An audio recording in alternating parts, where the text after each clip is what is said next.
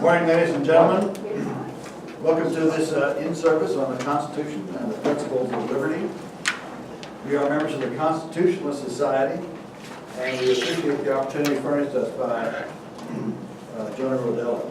The Constitution was formed, a Constitutionalist Society was formed for the purpose of teaching the Constitution, promoting free market, protecting private property, and preserving the rule of law. Fundamental to our efforts is the certainty that liberty is a blessing and a good idea. It's worth preserving.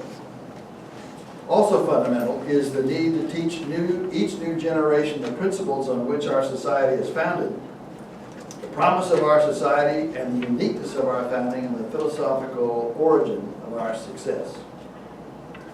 We also recognize that you teachers are between a rock and a hard place. Too often, you get too little help from parents. Some administrators are too far removed from the classroom. We hope to help.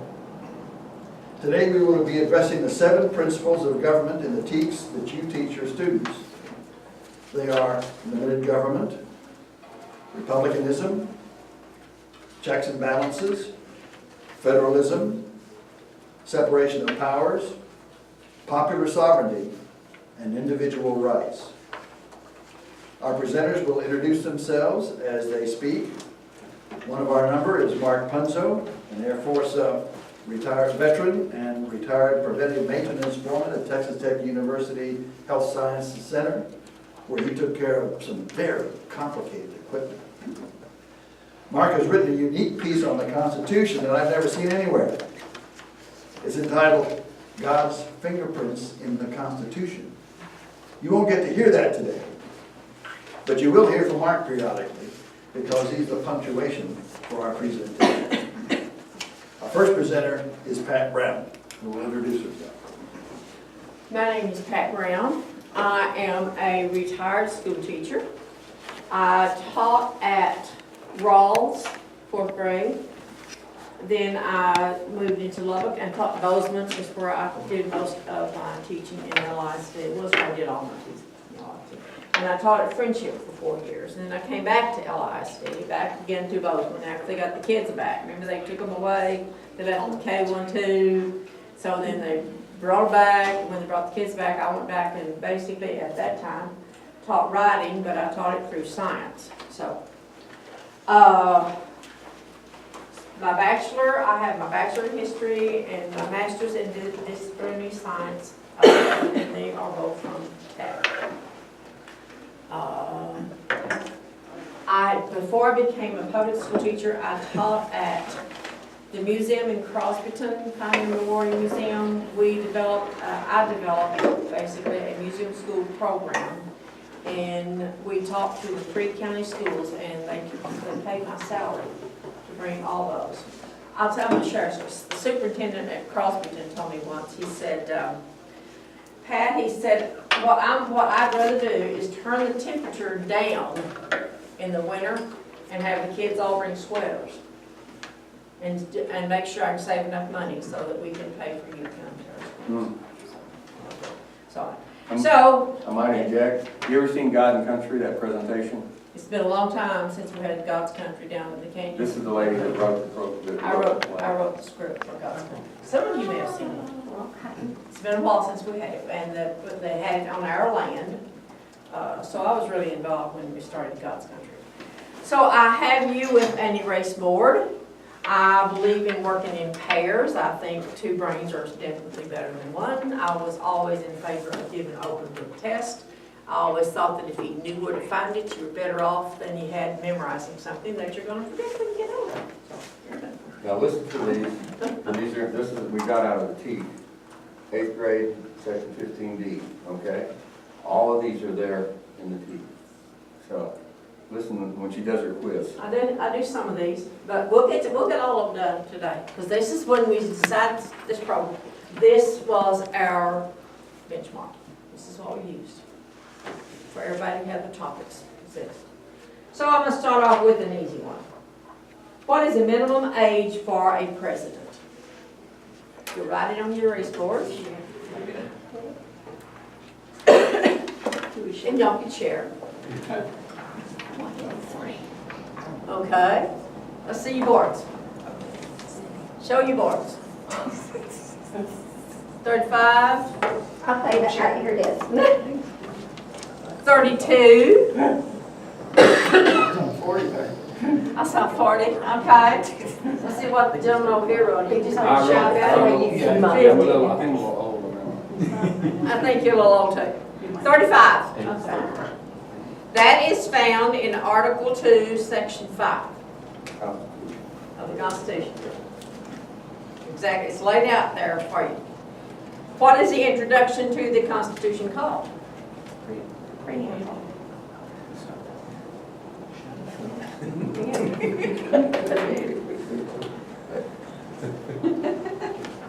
Oh, show me your boards. Oh, Preamble. Good deal. The Constitution requires the President to report to Congress periodically on the state of the nation. What is this mandatory report called?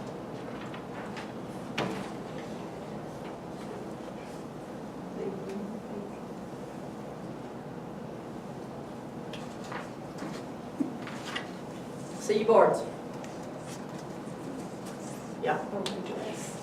Cool. Do you know where that's found? It's found in Article 2, Section 3. Again, laid out in the Constitution. It's not something they thought up later and thought, oh, I'll just do this. No, it's out in the Constitution. What was America's first Constitution called?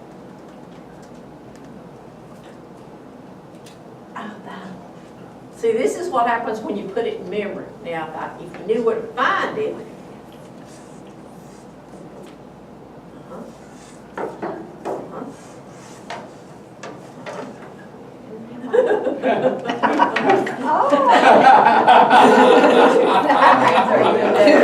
I love it. I love it. Another Pat Berry. Pat Berry sat behind me. I guess all the years goes alphabetically. That's the way we work. And he said if it hadn't been for you, I'd have failed algebra and algebra. True or false? A Supreme Court judge is appointed for life.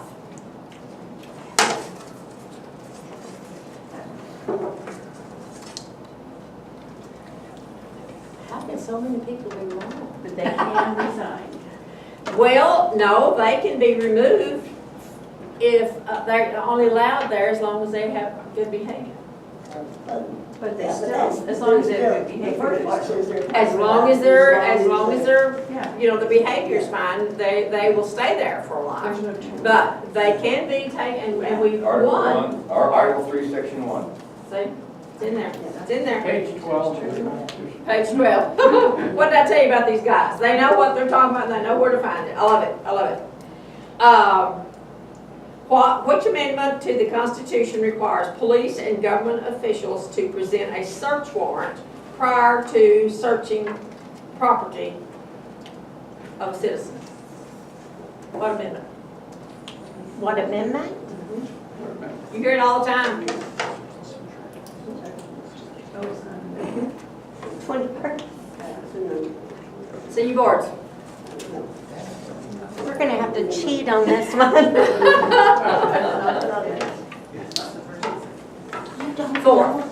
Fourth amendment. It's in there. There we go. Oh my gosh. What is the body called that actually elects the president?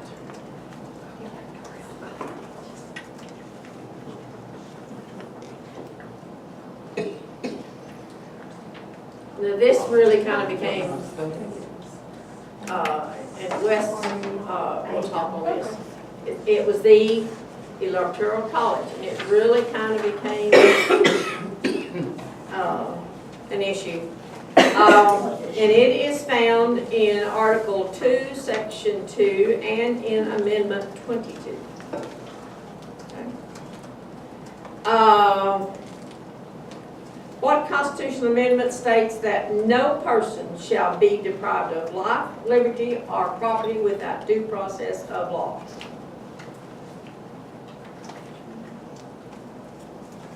What section? What amendment?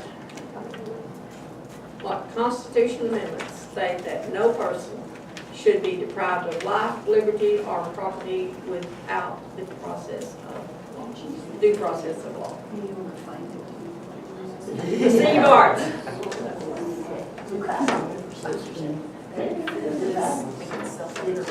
It is 5, 6, or 7. It is Amendment 5 and then also 14. Two of them. How many freedoms are mentioned in the First Amendment? Can you name them? Freedom of religion, freedom of press, freedom of Religion, press, speech, speech, right to petition the government. Petition. And that's like that, assembly. assembly. Fabulous. Now, see, I looked for stickers yesterday and couldn't find stickers. If I had a sticker, I would put one on you. I may even draw a star on my name tag. But I might add something that yes. in California, in the late 70s, they did a poll, okay, to see how many people knew what the 5 freedoms were in the First Amendment. 2%. Well, I hope my fifth graders know by the time they Cool. I'm going to do a couple more, and then I'm going to stop. How can states vote to legalize marijuana? So there in Colorado did it. How can states vote to legalize marijuana? get a bill now.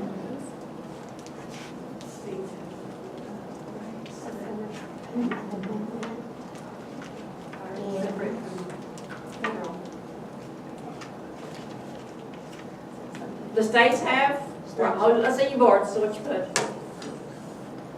Okay, touches on it pretty good. They have states' rights, and that is 10th Amendment. Remember, we had the states before we had the federal. So don't forget that. Mallory, what is the lady's name? That video we're watching right now, she talks about that. Chris Ann Hall. Chris Ann Chris Ann Hall. Hall, lawyer, lives in Orlando, Florida, and speaks on the Constitution. Awesome. And she has a video, and it starts out with, the states were here first. States are not doing their job, is kind of what she says. And I'm kind of agreeing. True or false? We have a constitutional day. Yeah, Yes. September 17th. It's true, and it is September. See, I didn't give you 2 stars. Another star. Another star. The day before my son's birthday. And if you will look in the very last page of of your booklet, very last page, and it will talk about the Constitutional Day. It sets aside a constitutional day, constitutional week. It says there if you get federal funds and don't do a constitutional day, there may be a reckoning at some point down the road. I don't know how they check It's a on it. public law. It's a public law. Public law. So read that back page and make sure Celebrate Freedom yeah, Week. yeah. Right, so, thank you for participating in my quiz. I have it on a PowerPoint, but it didn't pull up, and you know how that works. Pat, Yes. how many days? Oh, for the president to sign a bill, how many days does he have before he sign a bill? When it lays on his desk, he has so many days, and he has to sign it. It is 10, you're right. See, there you have the answers, and you just don't want to write them down. You don't want to commit. And there's in the book on Article 1, Section 7, it's in parentheses. It says, except Sunday. Sundays. Okay? And they're serious about that because they fought a costly revolution, lost friends, family, and fortune.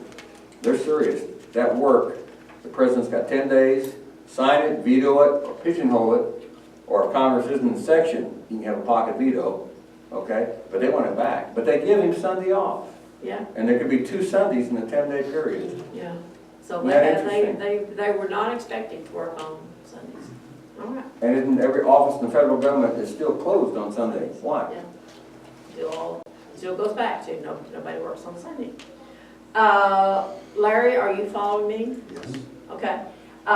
We have Larry Holland with us next, so I'll let Larry introduce himself.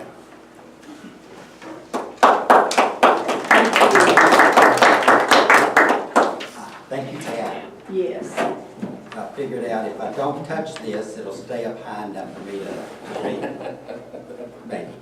Of course, I'm a member of the Constitutionalist Society, and I'd like to make special note that y'all all with the Pocket Constitution should have a little card.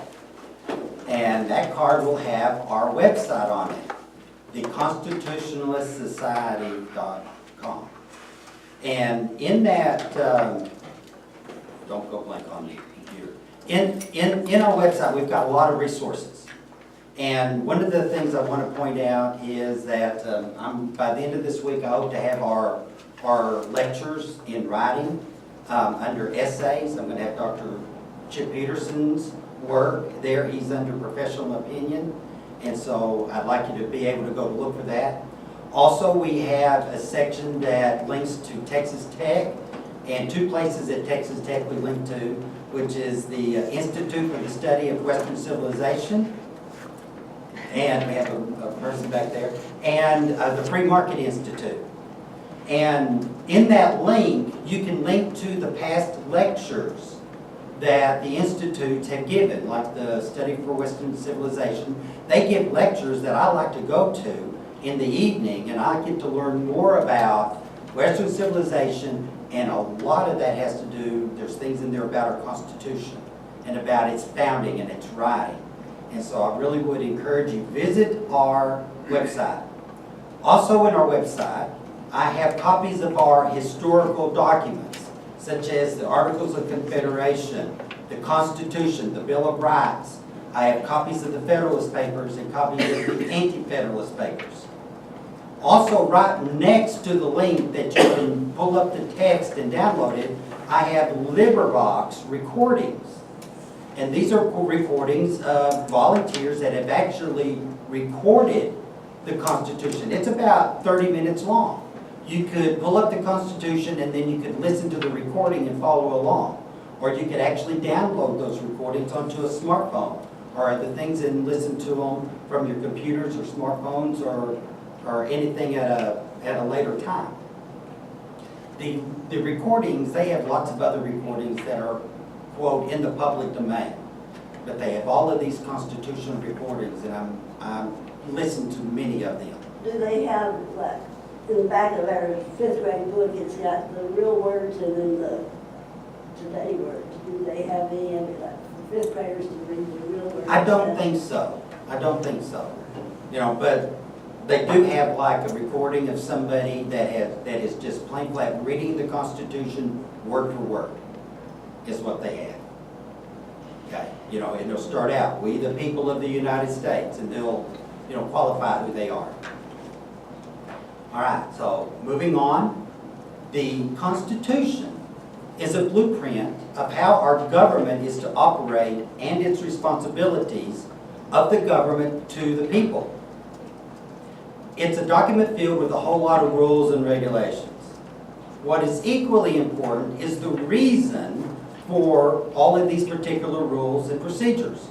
The core function of our government, according to the Constitution, is to protect its citizens and their rights. The Constitution is like nothing else. It is a radical departure from previous forms of government. The men who wrote the Constitution, chief among them, James Madison, known as the father of the Constitution, studied history and understood previous forms of government from all over Europe and other parts of the world, many of which were monarchies, the feudal systems. He studied the city-state republics of ancient Athens. Some were democracies, some were empires. Okay, Madison and Hamilton wrote specifically about the failures of these other forms of governments, and he wrote them in a group of essays known as the Federalist Papers. Our founding fathers were men of learning, They studied the great philosophers, Aristotle, John Locke, Thomas Aquinas, William Bradford. They understood natural rights and English common law. They were God-fearing men. Many of them were Christians, and they were men of high integrity. Their vision was for self-government. And as Abraham Lincoln put it in the Gettysburg Address on November 19th in 1863, it was a vision of a government of the people, by the people, and for the people. In order to promote their ideas of self-government, our founding fathers took the three basic functions of government and split them up. Under the king, all of the functions were under one umbrella. The king was the chief administrator, he was the lawmaker, he was the judge, jury, and executioner. Our fathers separated these powers. The legislature, which creates the law. The legislature is made up of two houses, the House of Representatives and the Senate. The executive branch implements the law, puts the law in motion, and the judicial branch interprets the law. These three branches have a check and balance on each other so that one branch does not become too powerful and override the other two. Here's an observation that I've made. The term act of Congress. Act of Congress is symbolic of something that takes a long time and great effort. This is intentional.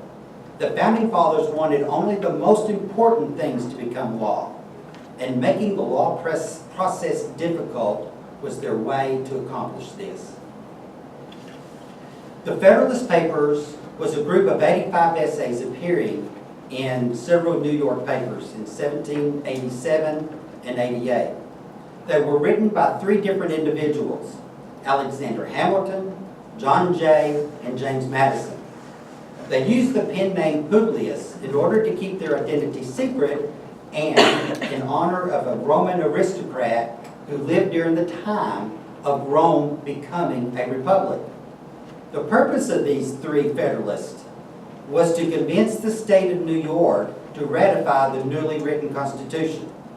The state of New York was the 9th state to ratify the Constitution and meet the minimum requirement for its adoption. They were specifically answering the objections of an opposing group known as the Anti-Federalists.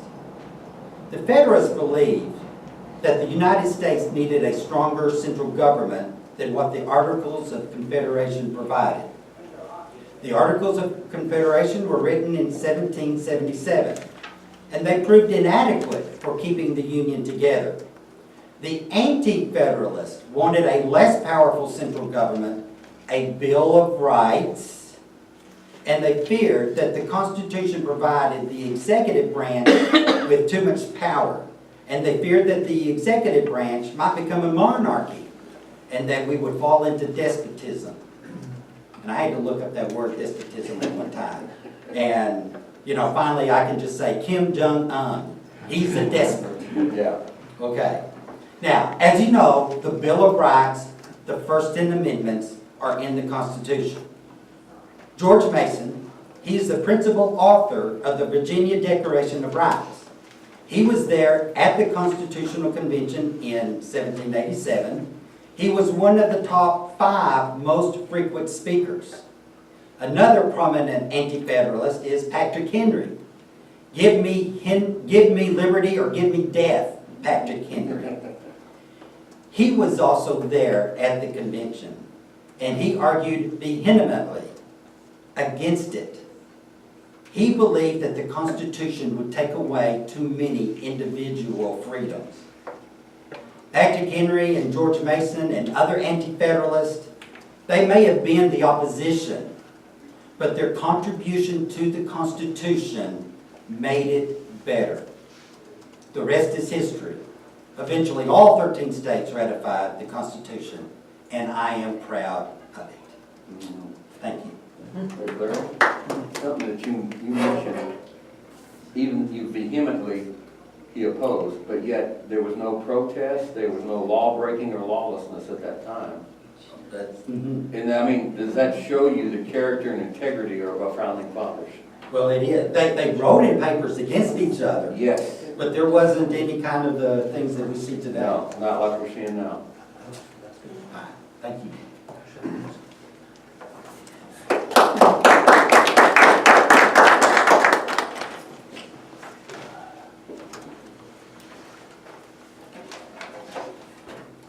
My name is Mallory Miller. I was born and raised in El Paso, got my first degree from Texas Western College, now known as University of Texas at El Paso.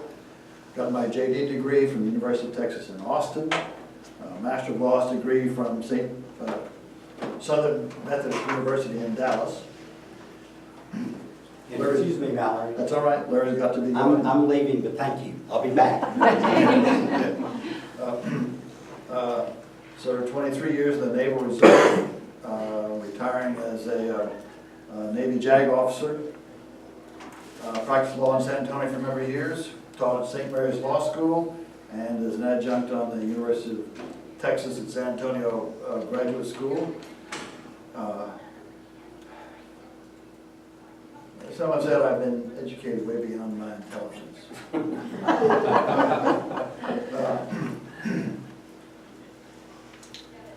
But I have appreciated the Constitution. It's an important document. There are some concepts that are important within the preamble of the Constitution. I dare say most of you can recite the preamble from memory. And I invite you to join me if you would like to.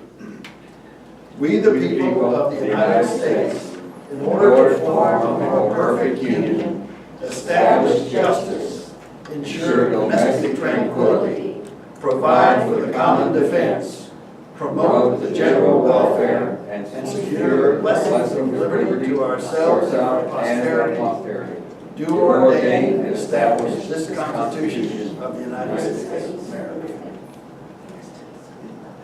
These are not idle words. These are not flowery phrases. They embody concepts that we ought to know. We, the people of the United States, are delegating authority, recognizing that power flows from the bottom up, delegated from the individual to the government. It grows out of the idea of self-government. It is a vertical shift of power. We, the people, is the whole body of the people all across the entire nation. And this furnishes our national identity. In order to form a more perfect union, unity by covenant to abide by certain principles through a federal system. The states made the covenant with each other through the Constitution to create the federal government. This is a horizontal. Oh, okay. I need to get into your. All right. Excuse me just a moment. The vicissitudes of technology. Password on here. I have to get low enough that I can see what I'm doing. Yeah, here's the.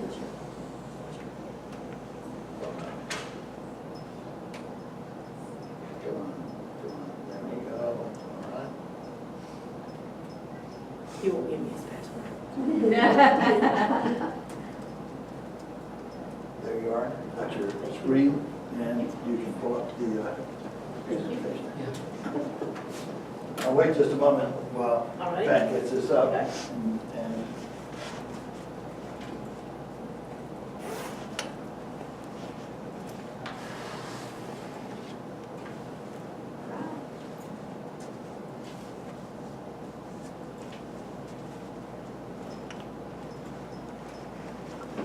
okay, we've done this.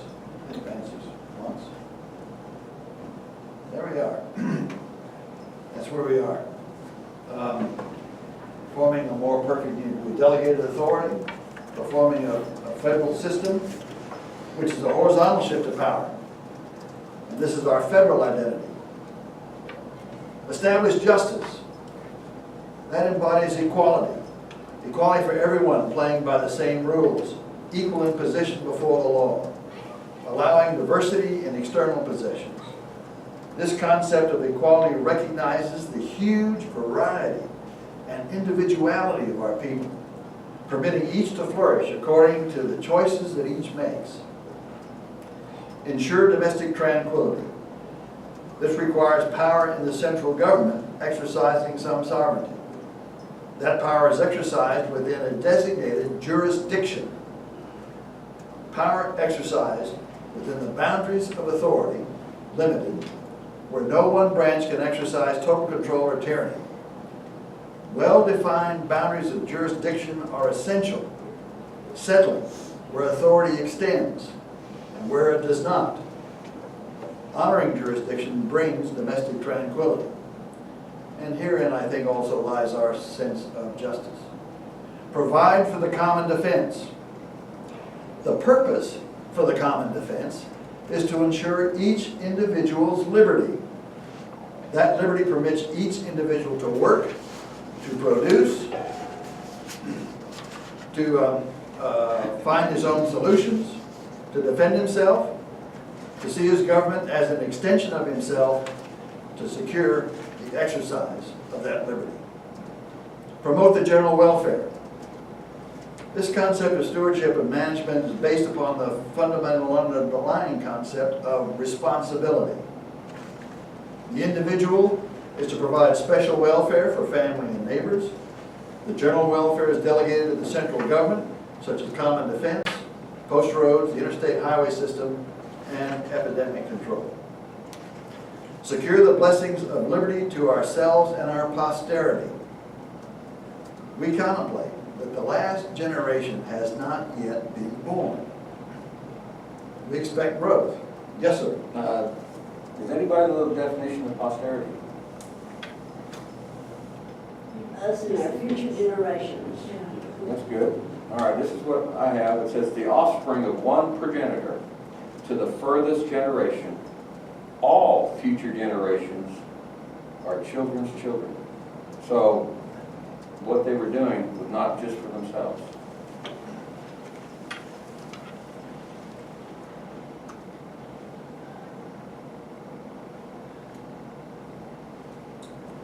It is through our posterity that the perpetuation of liberty is possible, but only if they're educated.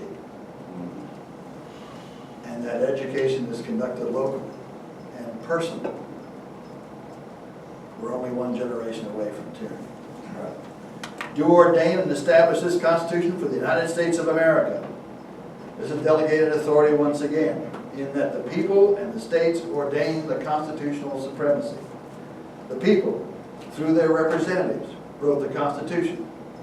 The people, through their representatives in each state, ratified the Constitution, establishing it as a supreme law of the land within the limited scope of the authority delegated to the central government. At this point, I'll call on Wes Brown, who will introduce himself as he comes.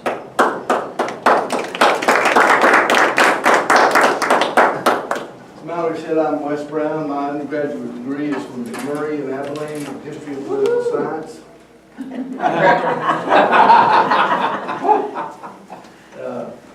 My master's is in theology from Southern Methodist University.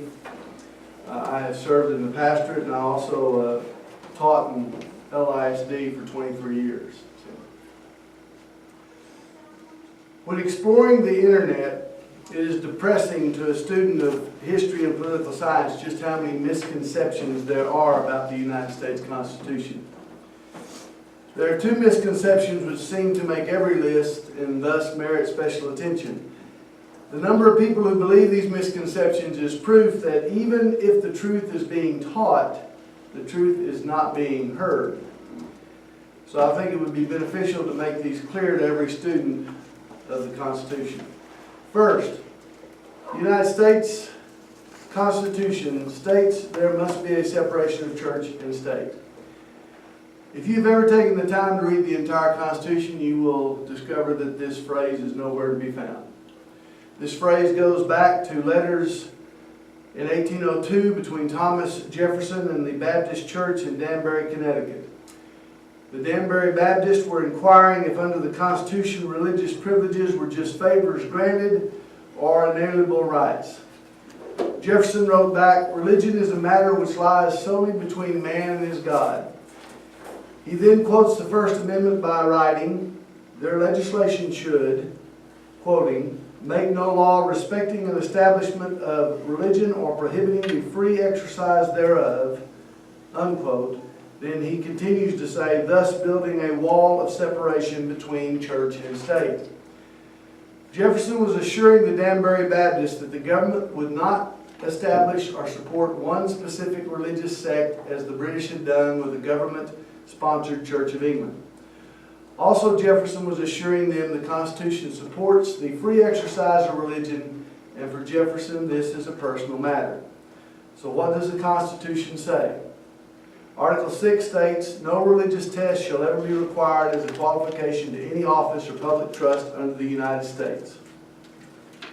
And the First Amendment states, Congress shall make no law respecting an establishment of religion or prohibiting the free exercise thereof. From this, it would be better never to use the phrase separation of church and state when teaching the Constitution, and then this misconception could be laid to rest. Second, the U.S. Constitution made the United States a democracy. This becomes confusing as many of our elected officials go on television and refer to the U.S. as a democracy. When one looks up forms or types of governments, one will find a long list, and in that list is our form of government, a republic. We are a constitutional republic. While there are many democratic aspects to our government, a true and pure democracy would be the type in which all matters would be decided upon the vote of the people where majority rules. A quote commonly attributed to Benjamin Franklin is, democracy is two wolves and a lamb voting on what's for dinner. Our founding fathers had a fear of democracy, as it has the potential to lead to mob rule. Democracy in its purest form does not protect minorities, as they could never gain majority votes. When we look at the writings of our founding fathers, the necessity to protect our freedom was better served under a republican form of government. Alexis de Tocqueville, as he traveled and toured America in the early 1800s, wrote the 2-volume book, Democracy in America. A large part of Volume 2 addresses the dangers of a democracy, and he expressed hope that the American Republic form of government could escape those dangers. So it should always be that we refer to our government as a constitutional republic. Now, one other hot topic filled with misconceptions on the internet is the Electoral College. Some say it is undemocratic, some say it's unnecessary, and even some say it was invented to protect slavery. During the Constitutional Convention, many discussions were directed to protecting the rights of each state regardless of population. This is the foundation of the Electoral College. James Wilson from Pennsylvania, a large state, spoke in favor of direct election of the president. Roger Sherman from Connecticut, a small state, spoke of letting the Congress elect the president as he feared direct election would lead to a monarchy, as a popular election could be mistaken as a mandate for dictatorship. James Madison, who is referred to as the father of the Constitution, penned the electing of the president by a college of electors. Article 2, Section 1 describes the Electoral College and is longer and contains more detail than any other single issue the Constitution addresses. It goes into such precise detail that it becomes apparent this was a big deal to the delegates. To those who say it is undemocratic, well, we are a constitutional republic and thus a federal union. The Electoral College is a symbol and practical implementation of federalism. To create a more perfect union, it makes a place for all the states by giving them a say in the federal process and preventing big city populations from dominating the election of the president. Some say it is unnecessary, but a direct democracy would mean a dismantling of federalism. If America went to how some countries democratically elect their president, there could be 15 or 20 candidates on the ballot with no one getting more than 15% of the vote, yet one comes out the winner.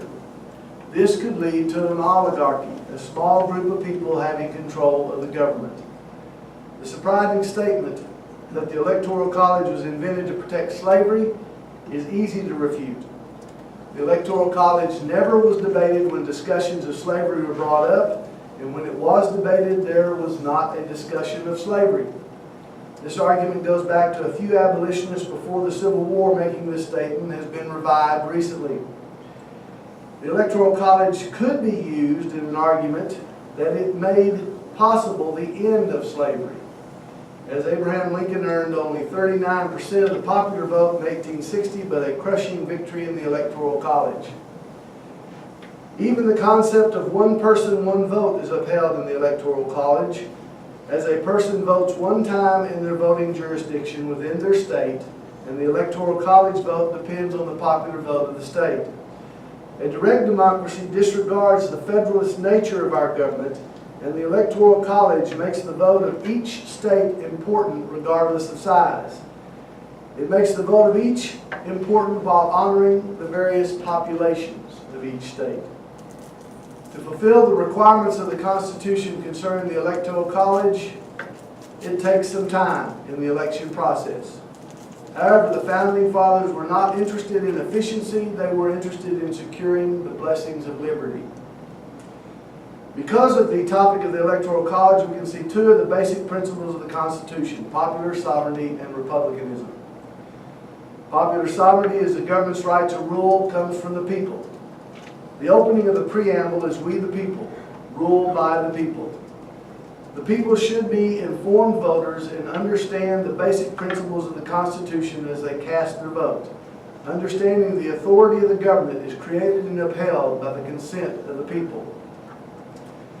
The original Constitution, in many people's eyes, would include the Bill of Rights. And it's interesting that the 10th Amendment ends with "to the people." Several of the amendments deals with rights of the people, and it is clear that our government is of, for, and by the people. We should be very concerned with upholding the integrity of one person, one vote. In the process of voting, citizens elect representatives. This is the principle of republicanism. Citizens elect representatives to carry out their will. The representatives serve at the will of the people to create and enforce laws. This principle is found in Article 1. In a recent poll, only 37% of Americans can name their congressional representative. In the United States, citizens vote for 435 representatives, and since the passing of the 17th Amendment, 100 senators. These members of Congress are to make our nation's laws, so teach students who they are and how they affect them. The principles of popular sovereignty and republicanism go hand in hand, as they both deal with the vote of the people. Civic republicanism is important, as this is the idea that citizens stay informed about the process and participate.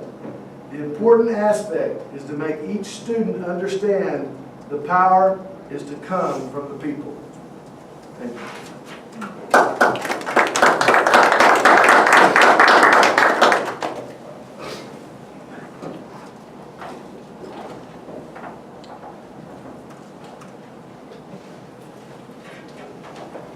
In this segment of our program, I'll be addressing 3 of the 7 principles that you find in your text. They are checks and balances, federalism, and separation of powers. And you will hear some common themes from all of us. The checks and balances in our Constitution had to do with checks within the powers of the federal government, checks between the federal and the state governments, and checks between the government and the people. One of the first checks was on Congress. It has power, but its power is limited. Article 1, Section 8 sets out the powers, the limited powers that Congress does have, and Section 9 identifies some of the powers that it does not have. The President executes the laws that Congress passes, but the President must also report to the Congress, as you heard earlier. You all know about that, the State of the Union address. The President does not rule independently of Congress, but has some accountability to it. The balance contemplated is that the President and the Congress will work together to advance the nation. Here's some other checks and balances. The appointment of federal officers and judges. This check and balance involved the states reviewing the President's appointments in part for the purpose of determining that these officers would be faithful to the Constitution and the interests of the states as they carried out their responsibilities.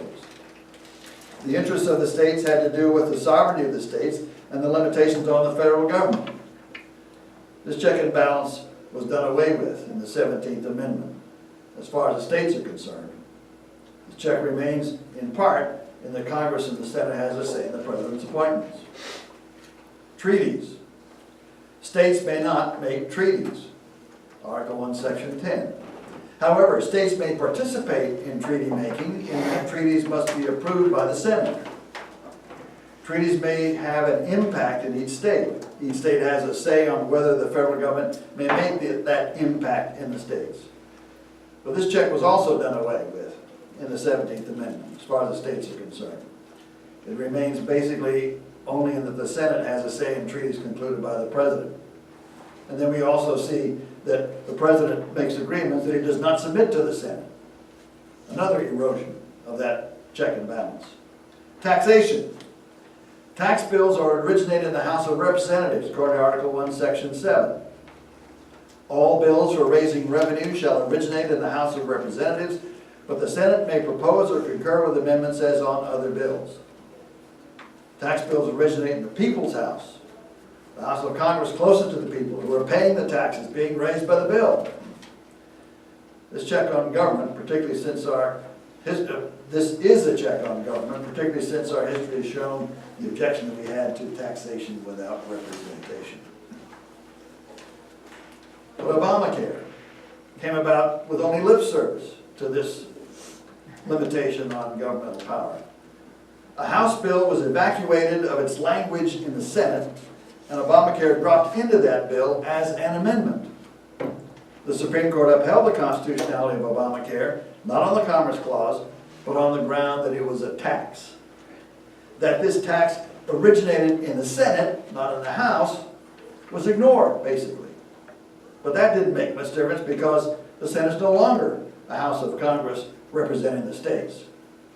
The Senate is de facto the people's house as well, under the 17th Amendment. So we have two people's houses. Article 1, Section 10 has other limitations on the states, imposing checks and balances between the federal government power and the state government powers. States may not coin money, pass ex post facto laws, bill of attainder, laws impairing the obligation of contracts, and other limitations. Another check is found in our federal Republican form of government, it not being a democracy, it not being direct rule of the people.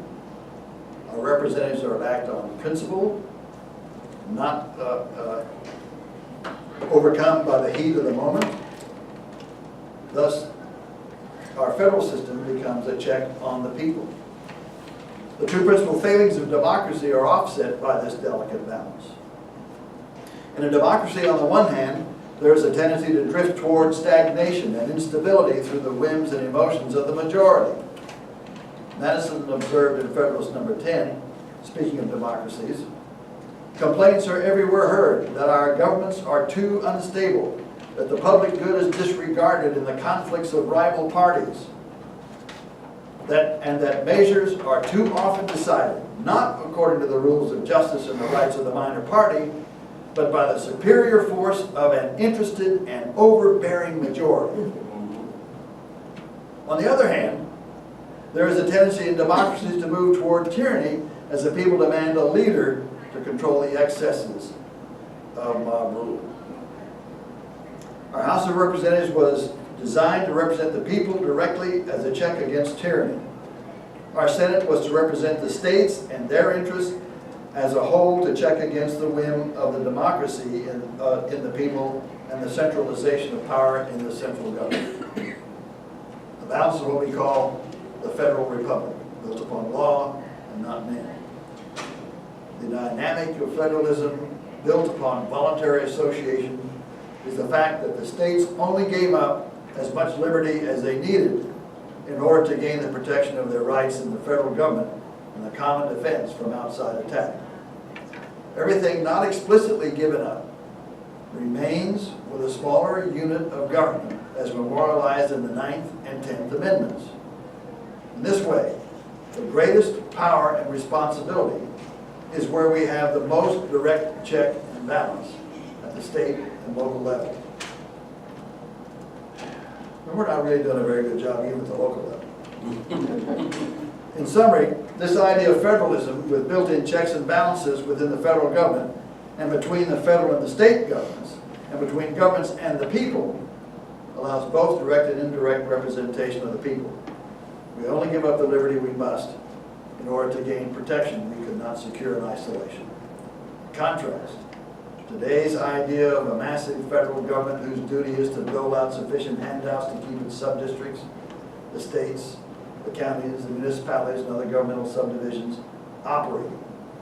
As a result of this thinking, we have continued our slide toward a pure democracy of only direct representation.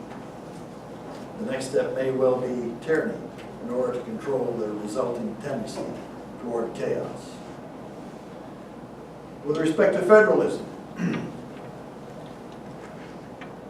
we have a federal government as opposed to a national government.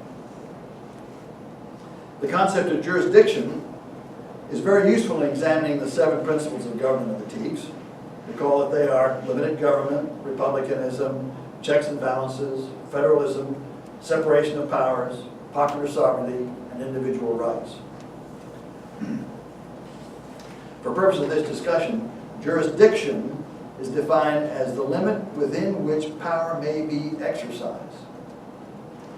In a national government, the central government is the general authority everywhere in the nation, including the governing of localities, municipalities, and counties. Generally, national government is not limited, but has plenary jurisdiction throughout the land. It governs people, land, and human activity. In a federal government, the central government has limited authority throughout the nation. A federal government contemplates the presence of other governments within the nation, each with its own sovereignty, each with its own authority to govern its territory. State governments have general authority within their states, except as limited by delegation of limited powers to the central government by that organizational document furnishing the governmental structure of the nation. That's the Constitution. The central government has the powers granted to it by the Constitution. The state government have all the other governmental powers retained by them within their territories of their states. An example of the exercise of these respective powers may be found in criminal law and law enforcement. The federal government may proscribe murder, but only as it relates to federal territories and federal officers. Its jurisdiction is limited. It does not have authority to enact general criminal statutes operative in the states. It does not have authority to establish a national police force to act as local police.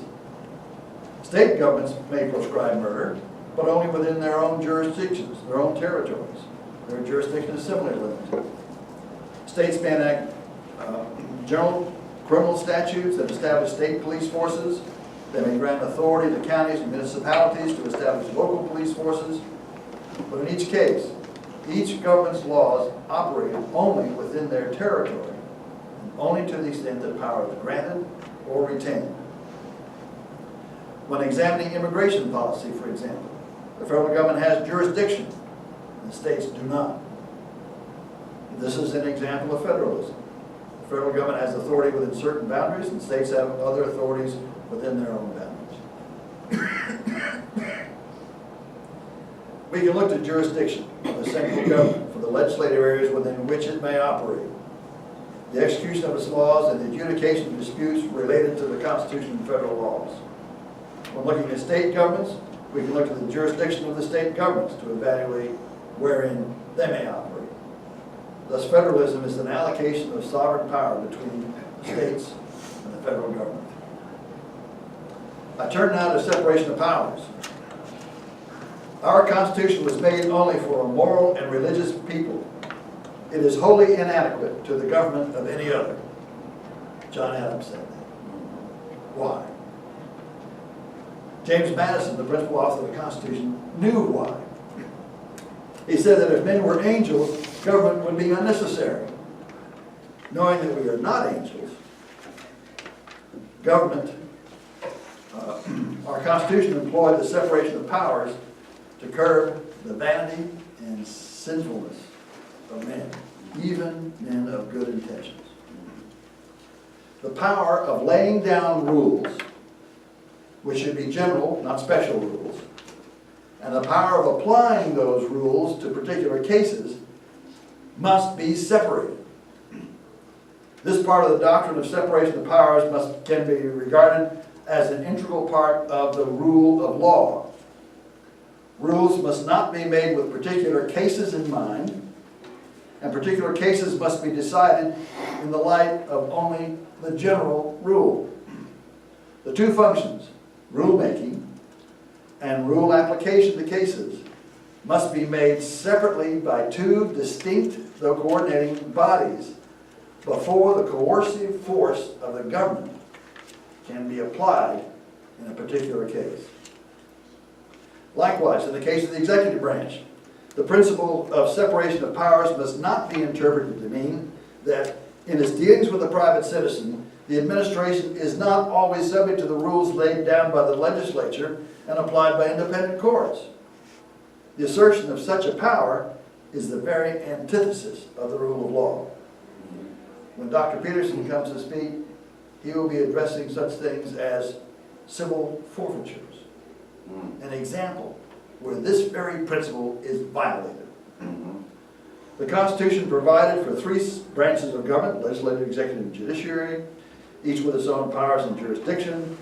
By applying this concept of jurisdiction, we can see that the three branches have power, but none of them have plenary powers. They're all limited. Congress has legislative power, but only to a limited extent. Its powers are found primarily in Article 1, Section 8. They're extensive, but not global. There are limitations on the power of Congress found in Article 1, Section 9. Certain powers are denied to the states in Article 1, Section 10. The President is charged in Article 2 with enforcing the laws made by Congress and approved by the President. His power over Congress is to veto legislation presented by Congress. But if approved, the President's power over that legislation ends. His only duty and power is to enforce the law. The President has no power to ignore the law.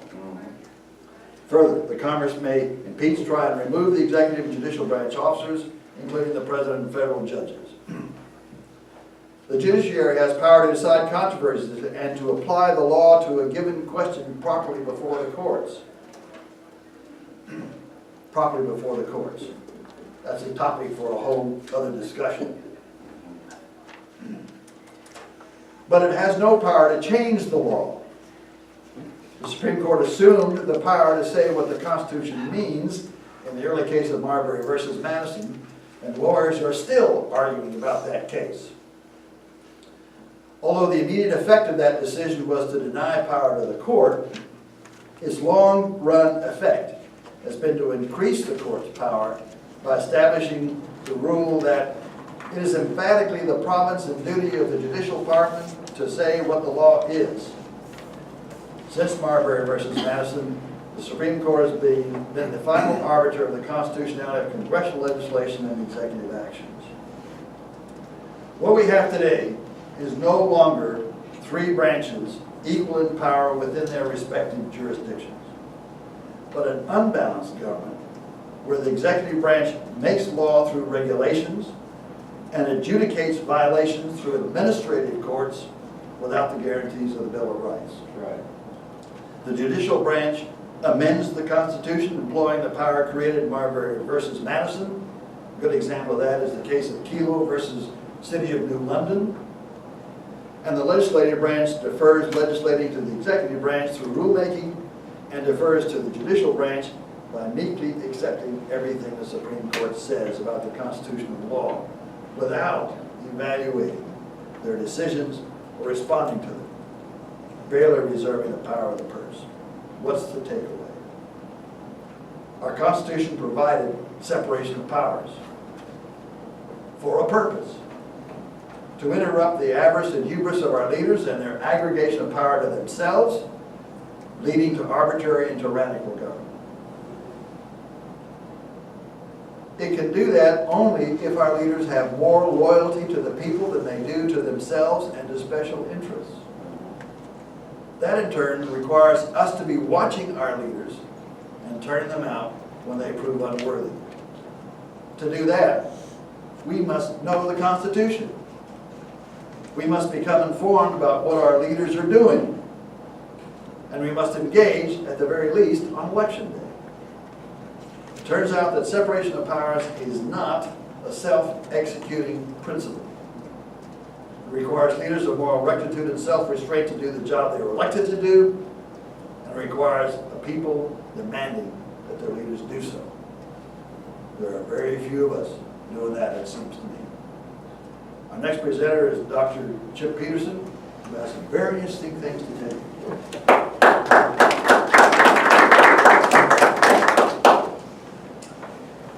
I have these handouts because I'm not going to be able to say everything. Anybody can get one of these, these are going to be my PowerPoints. Is there anybody who doesn't have one of these? Okay. Actually, Larry Holland talked about our website. And our website has a lot of other references. I gave a talk similar to this, and also talking about Social Security that the Lubbock Liberty Workshop, which is referenced on the website, put on. So it gives a lot of examples and details I won't have time to go into today. But from our Constitutional Society website, there's something there. Also, on the website, the professional papers, a paper I gave to the Lubbock Economic Council on profits are good, non-profits are questionable. I will refer to today because I don't have time enough to explain why profits are good. You need to read that because they decided it was a pretty good paper, and that's why it's on the website. Basically, what I want to talk about today is the fact is limited government and individual rights. And I see you saying, what are the unalienable rights? The Declaration of Independence, it says we are endowed by our Creator with certain rights. Among these are life, liberty, and the pursuit of happiness. I want to point out that a lot of the people who started our government thought the pursuit of happiness included the right to own property and the right to transfer property. So a lot of our individual liberties have been what created our ability to grow very well. That plus limits on government, which can often impede the ability to develop economically. Excessive taxes deter investment and operations that are more efficient because you're not going to get to reap the benefit of it anyway. If the government can arbitrarily confiscate your property, you're not necessarily going to invest in it.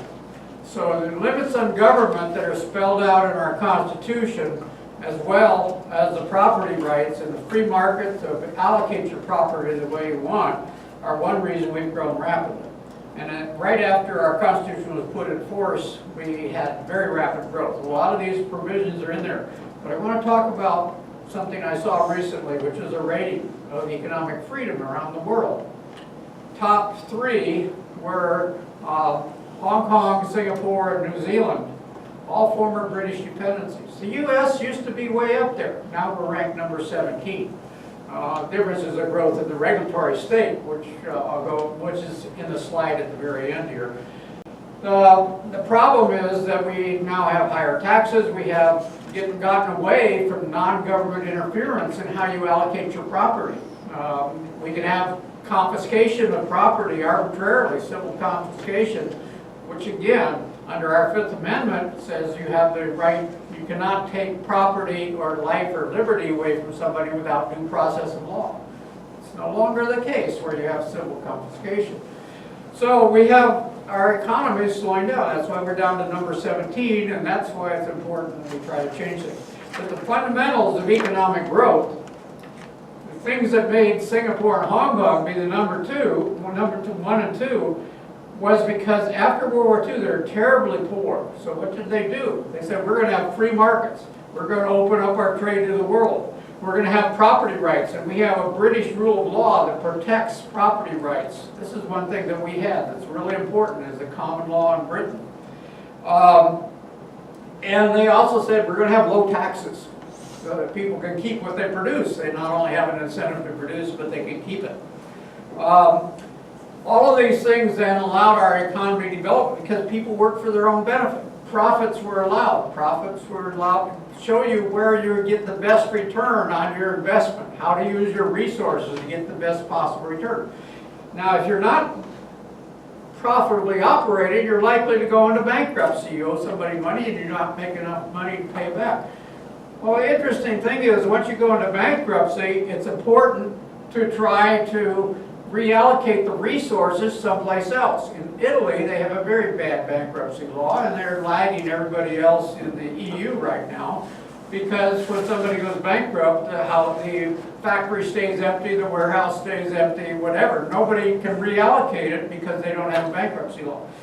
Our founding fathers were brilliant. They knew that you need to have a bankruptcy law, so you get the resources that are available back into their best possible use. They also were brilliant, and they said we need to protect innovation, so we need copyright, so we need patent protection. That's in the Constitution as well. I have a lot of, the reason I gave out this handout, I have the provisions referenced in the handout. Another thing is they wanted stable money, because if you don't have a stable money, you don't know when you invest what you're going to get back, or how much you're going to get back relative to what you invested. And they had gone through the period when they talked about the US dollar not being worth the Continental because the Congress printed it. So they wanted solid money, hard money. As a matter of fact, they were so serious about that in the early laws our founding fathers had, they said the director of the mint will be given this much metal, and they've got to come out with this amount of coins. And if the coins are not the proper weight and purity, off with his head. That was one of the grounds for execution. Can I inject something?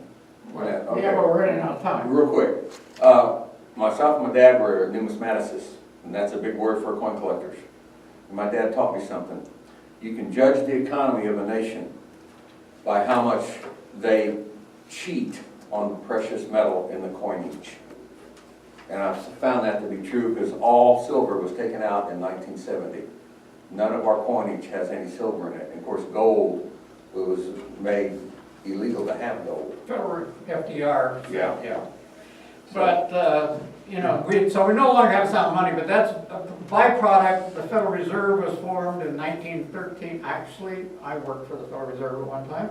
Oh, I guess I didn't introduce myself. I have a PhD in economics. One of my fields was money, and my other field was economic development, which is why I'm getting involved in this, as well as economic theory. I was a professor of finance. I taught and I held a chair of bank management for 17 years at TED. So I'm now retired. After I retired, I traveled the world, and I saw how our founding fathers had seen the abuses visited on people around the world, and that's why they were so brilliant, the way they wrote our Constitution and wrote in our individual rights and protections. This is to point out, others have talked about the legal protections of it. This is to point out that they also formed the economic protections we needed to grow rapidly. Well, anyway, in order to grow rapidly, you have to be able to move your resources into their most effective use as conditions change. For instance, somebody who was a horseshoer, blacksmith, might turn into welding and repair cars later on. So, I mean, you change resources. And I have an example of property values that just applies around here. When I first moved to Texas, rangeland was about $50 an acre.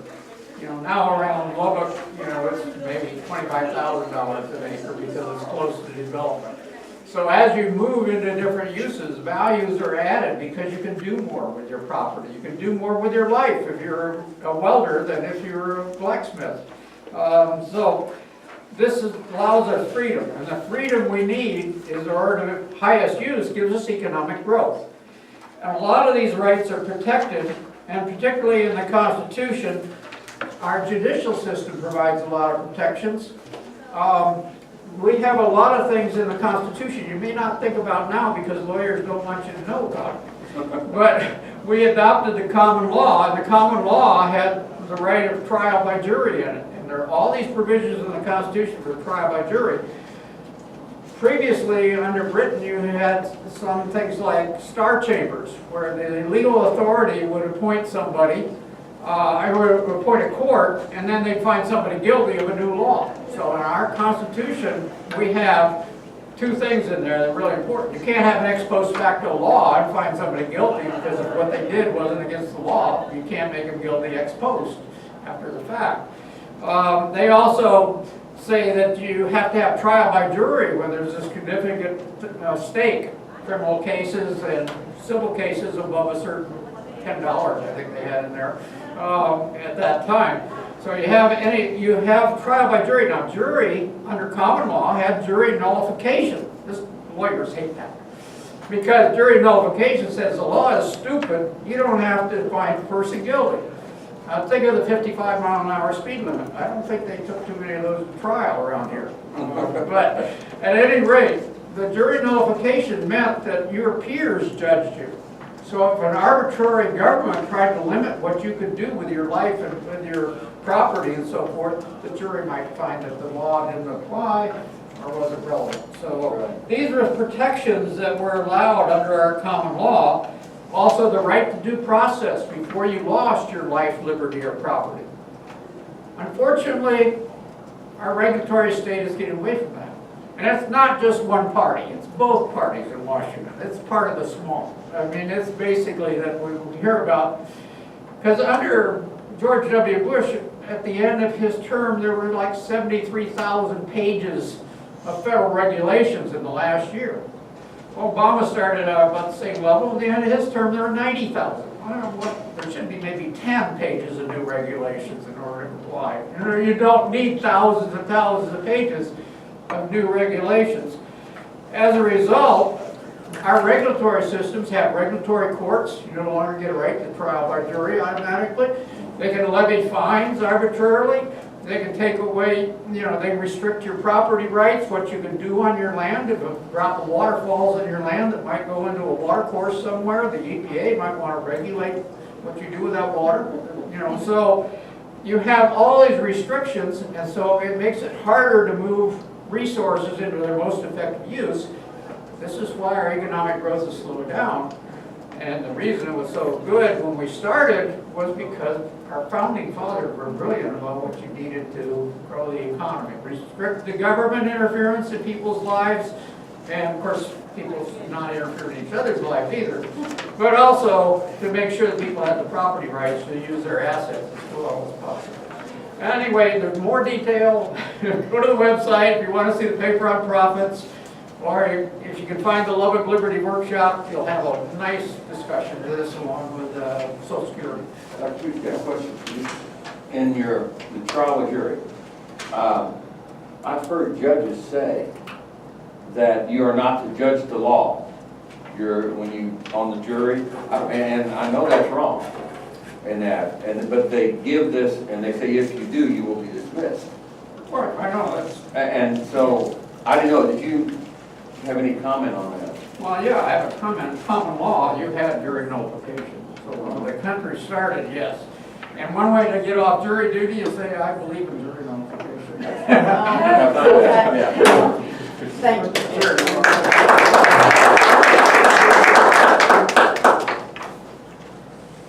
Thank you. We will, if you have questions right now, We'll be hanging around. yeah, we'll be hanging around. One of the things, the other question the other group had was, how can you get enough of these pamphlets for your class? You will have outside the door our handouts. You have our email address for all of our emails. Mallory is the one that kind of keeps up with these things. But if you want something from us, if you will put on your subject constitutional matter or help with the Constitution or something like that to get our attention, so it won't go in the trash. Flag. Yeah, that's, And for you those, know how. and for those of you that are elementary, there's a page of websites out there, and some of those are Yes. elementary-oriented websites. Because I know we were higher level. We're high level, but I went on We the People, and I think it had an outline for a Constitution Day. So there's so much stuff out there. I just typed in lesson plans to teach the Constitution, and I just got a ton of stuff. So it's out there. Just my only thing, and I said this before, is that just know that, just check the Constitution, teach the Constitution, rather than your own ideas and issues, thoughts, because we're all entitled to them. That doesn't mean we need to teach the way we get to. Just teach it and do your job. Teach the Constitution. You have a font of knowledge here. You cannot believe how much knowledge we have in this group. So make sure that you keep everything, know where we are, how to get in touch with us, check the website, and do all those things, and we will be absolutely more than willing to come to your classroom and help you do anything you want. We kind of gave you a fire hose version today, rather than a trickle, but we wanted to cover all those things in section A, 15D. 8th grade, 15D, 2 you today. I have downloaded all the STAR tests that they take. We've looked at those, picked out the ones that deal with the Constitution. So we are kind of already in that loop. So, all right, thank you again. We appreciate you coming. Thank you.